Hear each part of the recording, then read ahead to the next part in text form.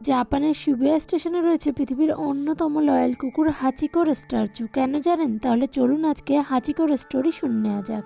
1923 সালে জাপানি নাগরিক ইসাবুরা তার অফিস থেকে আসার পথে ট্রেনের মধ্যে একটি ছোট্ট বাক্সে কুকুরটিকে খুঁজে পান এবং তিনি সেই কুকুরটিকে বাড়ি নিয়ে যায় এবং তার নাম দেয় হাচিকো।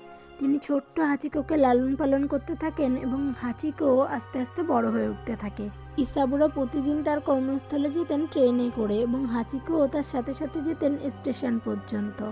আর যখন তার ফেরার সময় হতো, হাচিকো স্টেশন থেকে ইসাবুরাকে নিতে আসতো। কিন্তু এমনই একদিন হাচিকো যখন তার মালিককে নিতে এসে অপেক্ষা করতে থাকে, তার মালিক আর আসে না এবং তার মালিক আর কোনোদিনও আসবেনও না, কারণ তার মালিক কর্মস্থলে যে হার্ট অ্যাটাকে মারা যান। এবং হাচিকো সেই শিবুয়া স্টেশনে ক্রমাগত টানা 9 বছর তার মালিকের অপেক্ষা করতে থাকে এবং অবশেষে অপেক্ষা করতে করতে সে সেই স্থানেই দেহত্যাগ করে। ভিডিওটি ভালো লাগলে সাবস্ক্রাইব করুন।